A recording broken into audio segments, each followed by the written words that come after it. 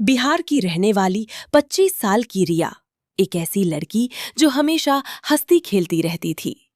लोगों के साथ मजाक करना, मस्ती करना और हर किसी की मदद करना, यही उसकी पहचान थी। पढ़ाई में भी वो हमेशा टॉपर रही। कॉलेज में उसका परफॉर्मेंस हमेशा शानदार रहता था। घर में वो अपने मम्मी पापा और दो भाइयों की सबसे लाडली थी। सब उसे बहुत प्यार करते थे। लेकिन लोगों की नजर में उसमें कुछ कमियां थीं। उसका रंग थोड़ा सांवला था, हाइट छोटी थी और वजन भी थोड़ा ज्यादा था। लेकिन रिया को इन बातों से कभी फर्क नहीं पड़ा। वो खुद को हमेशा सबसे बेहतर मानती थी।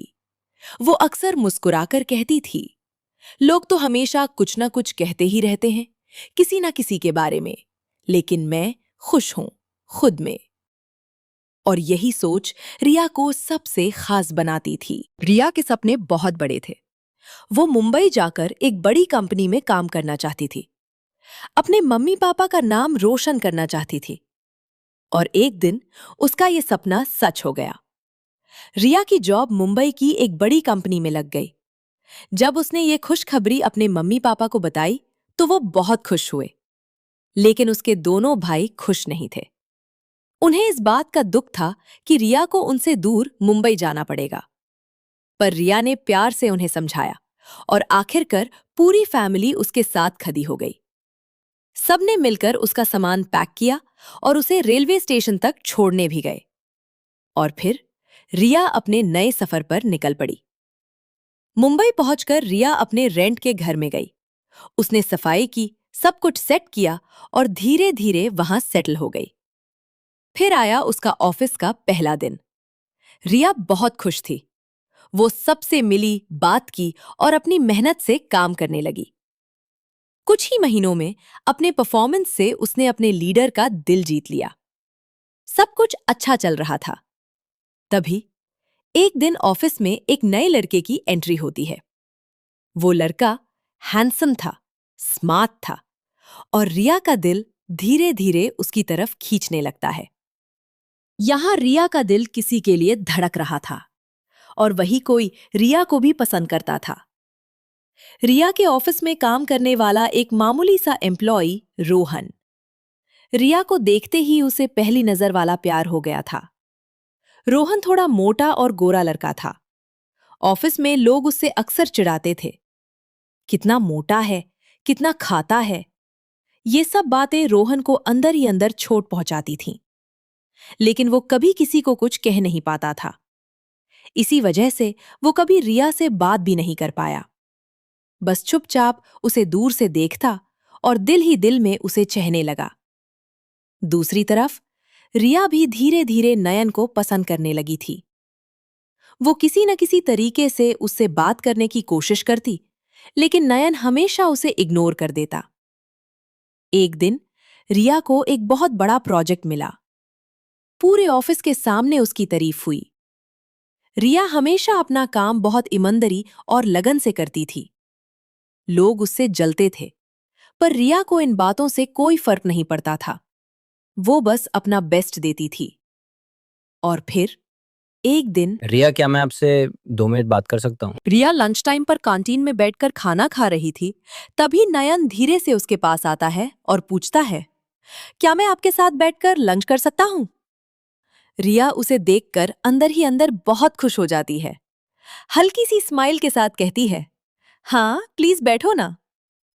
दोनों साथ में लंच करते हैं, बातें करते हैं और नयन बार बार रिया की तारीफ करता रहता है।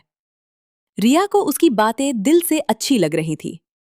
लंच के बाद भी नयन रिया की डेस्क पर आकर उसके साथ बैठ जाता है और दोनों मिलकर काम करने लगते हैं। धीरे धीरे दोनों अच्छे दोस्त बन जाते हैं। अब तो यह रोज का रूटीन हो गया था। नयन रिया को अपनी बाइक पर घर ड्रॉप करता। तभी दोनों साथ में कैफे जाकर कॉफी पीते और कभी मूवी देखने भी चले जाते। दोनों एक दूसरे की कंपनी एंजॉय करने लगे थे। रिया के दिल में खुशी थी, क्योंकि जिसे वो पसंद करती थी वो अब उसके साथ वक्त बिता रहा था। लेकिन दूसरी तरफ रोहन ने फैसला कर लिया था, आज चाहे कुछ भी हो जाए, मैं रिया को प्रपोज करके ही रहूंगा, सबके सामने। अगला दिन रिया फिर से कैंटीन में लंच कर रही होती है। तभी रोहन वहां आता है, सबके सामने। सीधा उसके पास जाकर घुटनों के बल बैठ जाता है और कहता है, विल यू मैरी मी? ये देखकर रिया बिल्कुल शॉक हो जाती है। अगले ही पल वो गुस्से में खड़ी होती है और जोर से कहती है, गेट आउट! आज के बाद अपनी शक्ल मुझे मत दिखाना। इतना कहकर वो वहां से गुस्से में चली जाती है। रोहन वही खड़ा रह जाता है, उदास, टूट चुका। और आसपास के लोग उस पर हंसने लगते हैं। उस पल ने सब कुछ बदल दिया था। और अब कहानी एक नए मोड़ पर आने वाली थी। रोहन का दिल टूट चुका था। ऑफिस के एक कोने में बैठकर वो जोर जोर से रो रहा था। उसकी आंखों में दर्द था और दिल में सिर्फ रिया। वही दूसरी तरफ रिया का भी दिमाग पूरी तरह से डिस्टर्ब हो चुका था। वो ऑफिस में ठीक से काम नहीं कर पा रही थी। तभी नयन उसके पास आता है और धीरे से कहता है, रिया, तुम रिलैक्स करो, सब ठीक हो जाएगा। रिया, जो नयन के प्यार में अंधी हो चुकी थी, उसकी बात मान लेती है। नयन उससे कहता है, आज शाम गार्डन में मिलते हैं। रिया के दिल में एक नई उम्मीद जगती है। वो सोचती है, आज मैं नयन को प्रपोज करूंगी, अपने दिल की बात बताऊंगी। शाम होती है। रिया खूबसूरत सी रेडी होके गार्डन पहुंचती है। वहां नयन उसका इंतजार कर रहा होता है। दोनों मिलते हैं। हल्का सा साइलेंस होता है।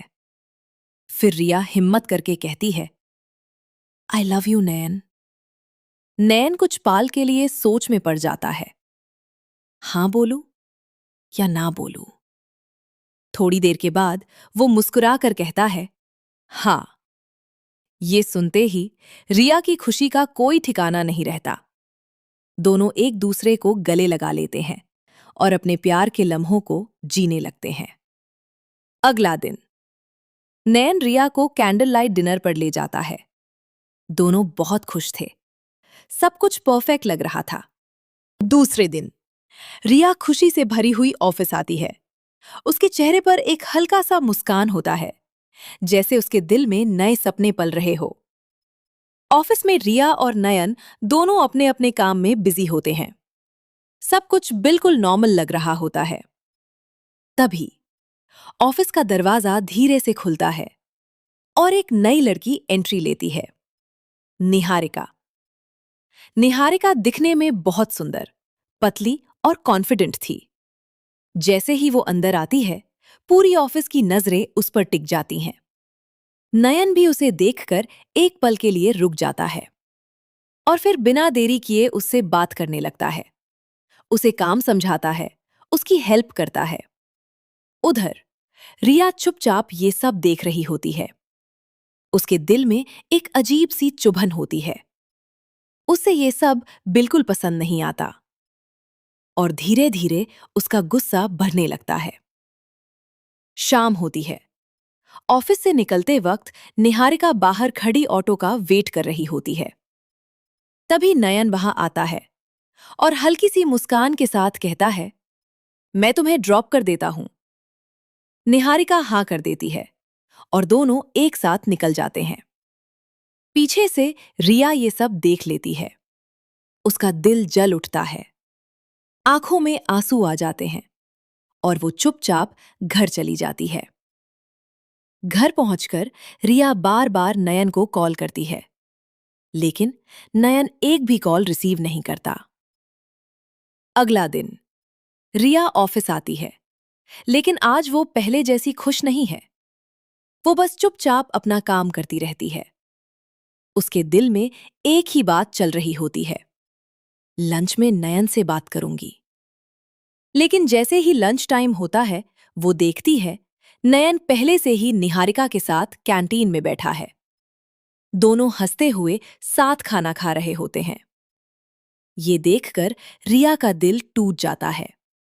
उसकी आंखों से आंसू निकल पड़ते हैं और वो चुपके से वहां से चली जाती है।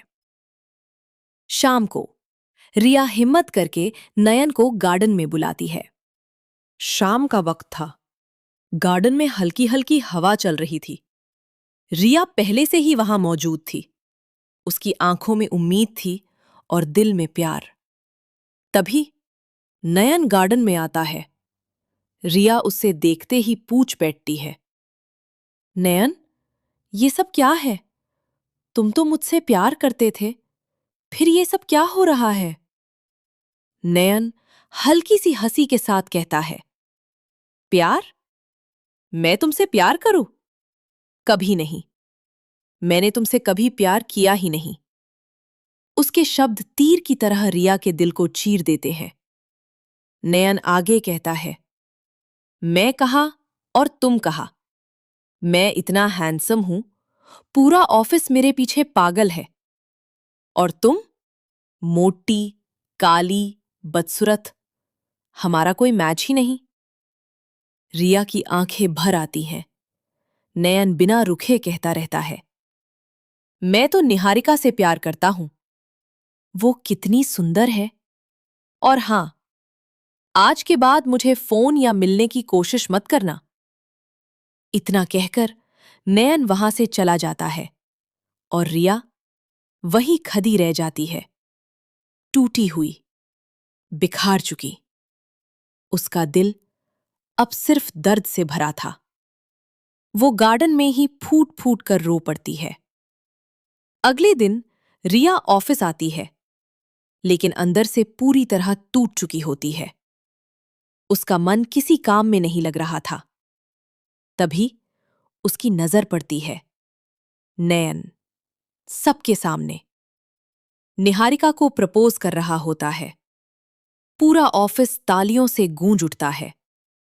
नयन और निहारिका एक दूसरे के साथ मुस्कुरा रहे होते हैं और फिर दोनों डांस करने लगते हैं। रिया एक कोने में खड़ी ये सब देख रही होती है। उसका दिल हर एक पल टूट रहा था। वो और बर्दाश्त नहीं कर पाती और चुपचाप वहां से निकल जाती है। ऑफिस की बालकनी में जाकर वो फिर से रो पड़ती है। आज शाम ऑफिस में पार्टी थी, लेकिन रिया के लिए हर खुशी खत्म हो चुकी थी। ऑफिस की पार्टी फुल स्विंग में चल रही थी। नयन और निहारिका दोनों पार्टी में एंट्री लेते हैं। जैसे ही वो अंदर आते हैं, सब लोग उन्हें देख रहे थे। रिया भी उन्हें देख लेती है। उसके दिल में हल्का सा दर्द उठता है, लेकिन वो चुपचाप साइड में जाकर खड़ी हो जाती है।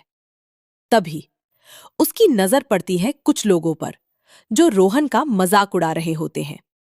अरे देख, कितना खा रहा है, मोटा भैंस लग रहा है। ये सब सुनकर रिया को बिल्कुल अच्छा नहीं लगता। वो तुरंत उन लोगों के पास जाती है और उन्हें डांट देती है। शर्म नहीं आती तुम लोगों को? किसी का मजाक बनाना बहुत आसान होता है। कभी उसकी फीलिंग्स के बारे में भी सोचा है? रिया की बात सुनकर वो लोग चुप हो जाते हैं और वहां से चले जाते हैं। रोहन ये सब देखकर थोड़ा इमोशनल हो जाता है, लेकिन बिना कुछ बोले वो वहां से चला जाता है। पार्टी के एक कोने में रोहन अकेला खड़ा होता है। तभी रिया उसके पास आती है। सॉरी रोहन, उस दिन मैंने तुम पर थोड़ा ज्यादा ही गुस्सा कर दिया था। प्लीज मुझे माफ कर दो। रोहन, जो दिल का बहुत साफ था, हल्का सा मुस्कुराता है। इट्स ओके रिया, मैं समझ सकता हूं। रिया फिर वो कहती है, मुझसे दोस्ती करोगे? रोहन की आंखों में चमक आ जाती है। हाँ, क्यों नहीं। दोनों के बीच एक नई शुरुआत हो जाती है। तभी स्टेज पर अनाउंसमेंट होता है। इस साल के बेस्ट एम्प्लॉय अवार्ड के लिए रिया का नाम अनाउंस किया जाता है। पूरा हॉल तालियों से गूंज उठता है। रिया स्टेज पर जाती है। उसकी आंखों में कॉन्फिडेंस होता है। नयन के अंदर जलान सी होने लगती है, लेकिन रिया को उससे कोई फर्क नहीं पड़ता, क्योंकि सबसे ज्यादा जोर से ताली बजा रहा था रोहन। उसकी खुशी सच्ची थी। पार्टी के बाद रिया और रोहन साथ में खाना खाते हैं और जब पार्टी खत्म होती है, रोहन रिया को सेफली घर छोड़ने जाता है। उस रात रोहन बहुत खुश होता है। अगले दिन ऑफिस के कैंटीन में रोहन अकेला लंच कर रहा होता है। तभी रिया वहां आती है। मैं तुम्हारे साथ लंच कर सकती हूं? रोहन मुस्कुराकर कहता है, ऑफ कोर्स। दोनों साथ में लंच करते हैं, बातें करते हैं, हंसते हैं। धीरे धीरे उनका रूटीन बन जाता है। साथ में लंच, साथ में काम और कभी-कभी साथ में घर जाना। रिया को अब ये सब अच्छा लगने लगा था। क्या रिया रोहन से प्यार करने लगी थी? रिया के दिल में कहीं ना कहीं एक नई उम्मीद जगने लगी थी। उसे खुद भी एहसास नहीं हुआ कब वो रोहन से प्यार करने लगी। लेकिन सवाल अभी भी वही था, क्या रोहन भी अभी तक रिया से प्यार करता था या सब बदल चुका था? दोनों अब अक्सर साथ वक्त बिताने लगे थे। ऑफिस हो, गार्डन हो या फोन कॉल से हर जगह बस रिया और रोहन ही थे। फिर एक दिन रिया के घर वाले उसे मिलने मुंबई आए। उन्हें देखकर रिया की खुशी का ठिकाना नहीं था और मम्मी पापा भी अपनी बेटी को देखकर बहुत खुश थे। लेकिन उनके आने की वजह सिर्फ मिलना नहीं थी, वो रिया के लिए एक रिश्ता लेकर आए थे। रिया के मम्मी पापा ने प्यार से कहा, बेटा तुम्हारे लिए एक लड़का है, बहुत अच्छा है, यही मुंबई में रहता है, हमें तो पसंद है, तुम भी एक बार देख लो और मिल लो उससे। रिया के हाथ में वो फोटो थी और दिल में रोहन, एक तरफ उसका प्यार और दूसरी तरफ उसकी फैमिली की खुशी। रिया अंदर ही अंदर टूट रही थी। वो रोहन से प्यार करने लगी थी, लेकिन अपने मम्मी पापा को दुखी भी नहीं करना चाहती थी। इसी उलझन में रिया ने लड़के से मिलने के लिए हाँ कह दिया।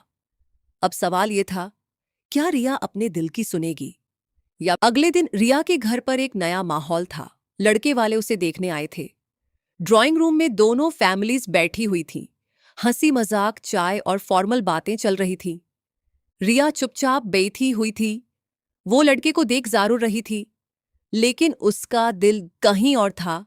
उसके ख्यालों में सिर्फ एक ही नाम घूम रहा था, रोहन। थोड़ी देर बाद लड़के वालों को रिया पसंद आ जाती है।